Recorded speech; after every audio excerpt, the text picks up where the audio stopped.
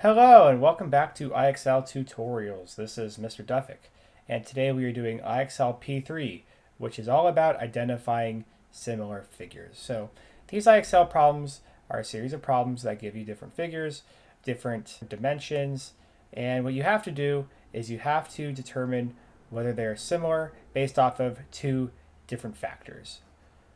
Okay, and what you might remember from class is that the first factor is if all of the angles are going to be the same.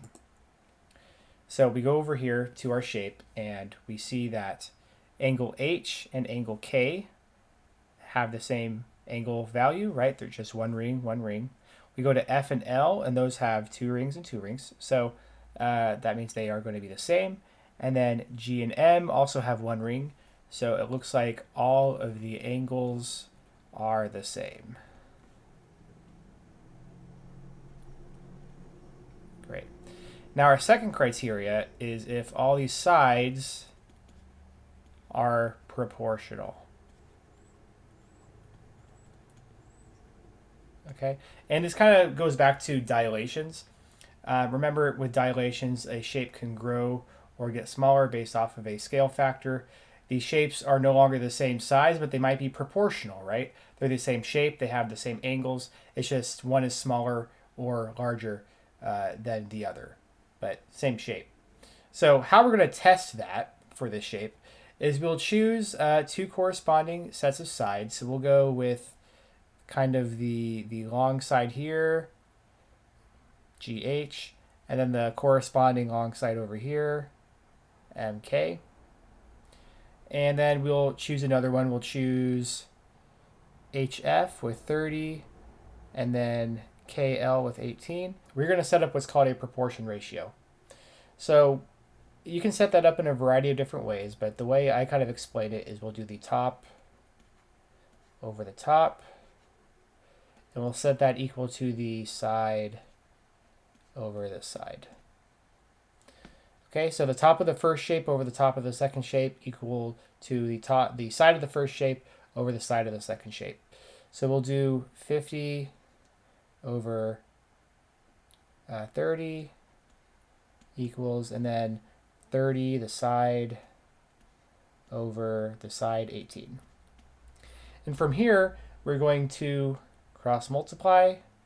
And if we come out with the same numbers at the end, that means they are indeed going to be proportionate, or AKA similar. So 30 times 30 is going to be 900. Okay. And then 50 times 18 is also going to be 900. So does 900 equal 900? Yes. So those two sets of sides are going to be proportional. Okay. Now we just have to repeat the process for our missing side, or the side we did not do.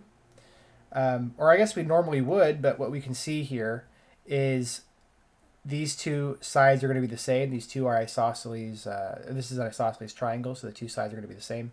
And same as over here, both of these are going to be 18 as well. So both 18, both 30. That means we know the proportion is going to work if we did it again anyway. So therefore, the shape is going to be similar overall. So all the angles are the same and all of these sides are proportional. Okay. So yes. All right, we're going to move on to this one.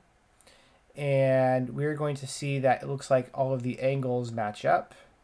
See, we have 1, 1, 1, 1 and 2, 2, 2, 2. So then we just have to look at the sides and see if they are going to match up in the same way.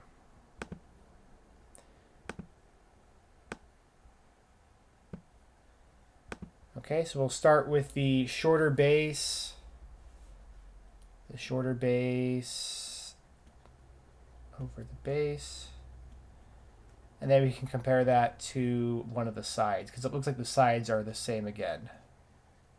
Side over side. Okay, so we'll do 30 over 18 equal to 35 over 21. Okay, so we are going to cross multiply.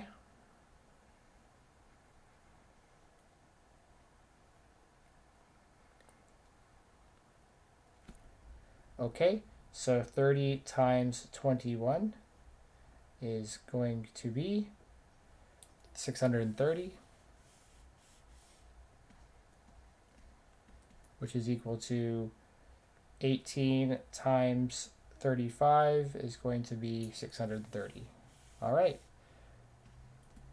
So does 630 equal 630? Yes. So that means those sets of sides are proportional. Now let's do the side we haven't done yet, which would be the larger base. So the 40 over the 24. And so we'll do 40 over 24 and then set that equal to, you can do it for any one of the sides because now we know at least all the other sides are proportionate.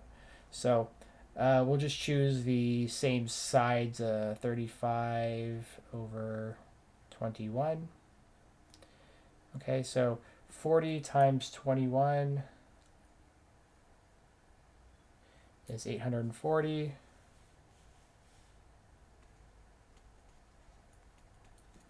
Which is going to equal 24 times 35 is also going to be 840.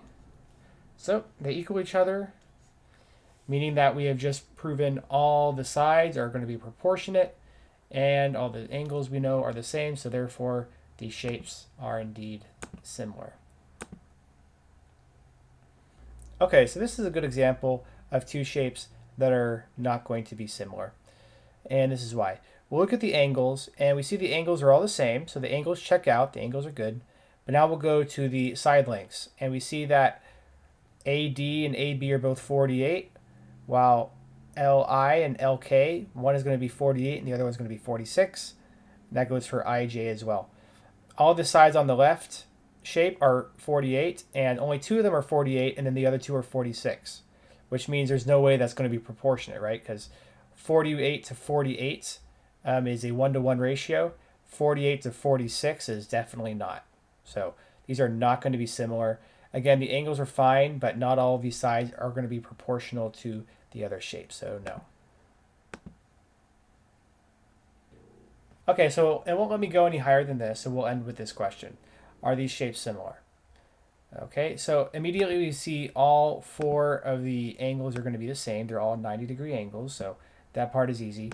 But now we have to prove it doing the proportion ratios. So we'll do 25 over 20, and then set that equal to 35 over 28. And these are rectangles, so it's going to be pretty easy because we know the opposite sides have to be the same length. So we really only have to do this one proportion ratio and we're done. So before we do any of the cross multiplying stuff, something you can do, which I neglected to tell you before, is you can start by trying to reduce these fractions to make it easy on you. So we know, for instance, 5 goes into 25 and 20, so we can take 5 out, or we can divide both sides by 5, which is going to reduce this fraction or simplify this fraction to 5 over 4.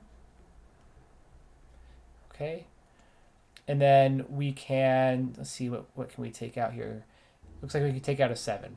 So if we divide the top by 7, that's going to be 5, and if we divide the bottom by 7, that is going to be 4. Okay, so does 5 over 4 equal 5 over 4? Yes. Okay, so you don't have to reduce it to whole numbers. This is totally fine. If you can get the fractions to equal each other, that's great too. So therefore, it looks like the shape is indeed going to be similar because the sides are proportionate. Okay, so that is where I'm going to end the video. Take care, stay safe, and I'll catch you on the next IXL tutorial video. Goodbye.